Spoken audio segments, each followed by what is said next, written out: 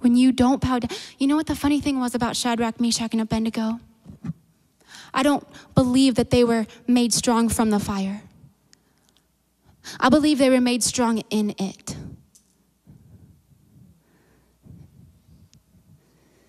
And because they didn't bow,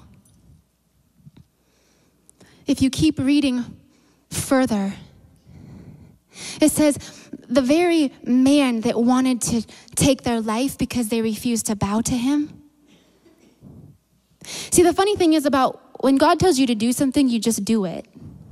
And when you do that, radical obedience equals radical favor and radical authority and radical power for him to move in your life.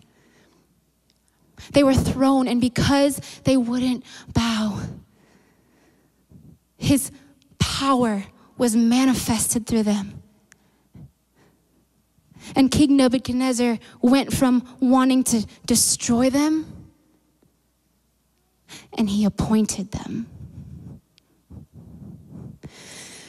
When you don't bow, when you give God your yes, he appoints you to your rightful place. It's not enough to just say, I want to go to heaven. It's not enough to just say, God, I believe in you. It's not enough. Not if you want radical. Not if you want that closeness with him. Not if you want God to be able to say, I trust you to do anything I tell you to do.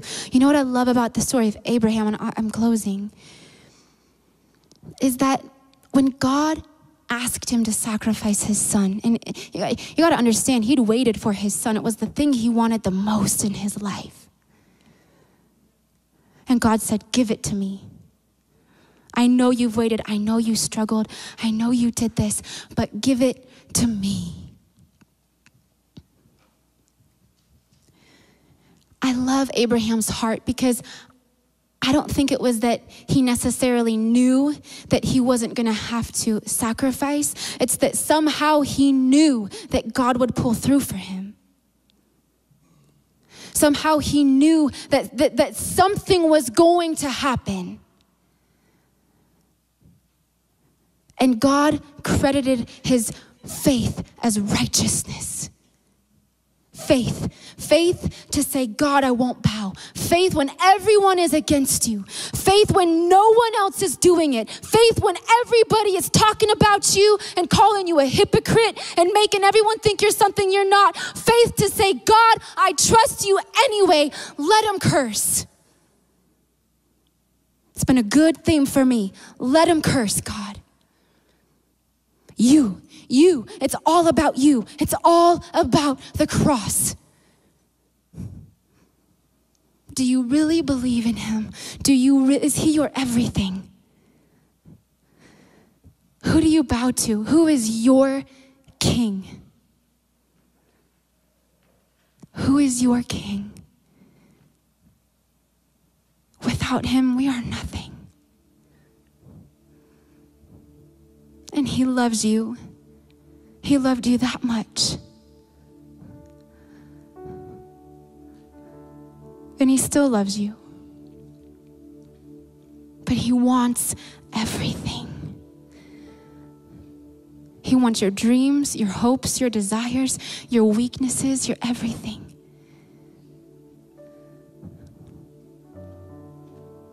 There's one thing that defines you, church, is what you answer to.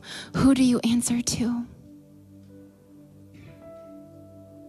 He created you. He knows you.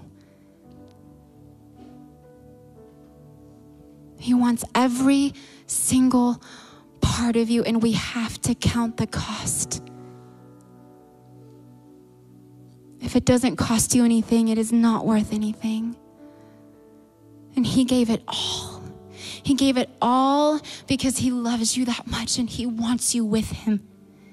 He wants to be in your life. He wants to manifest who he is through you. He wants that.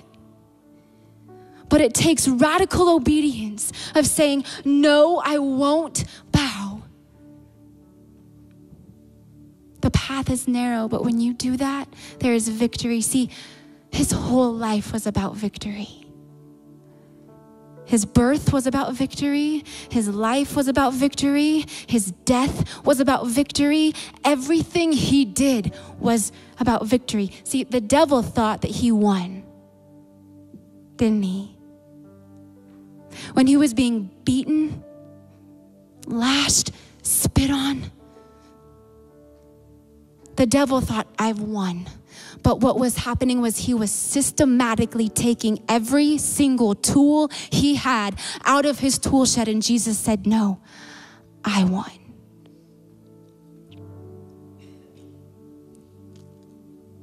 Are you willing to count the cost?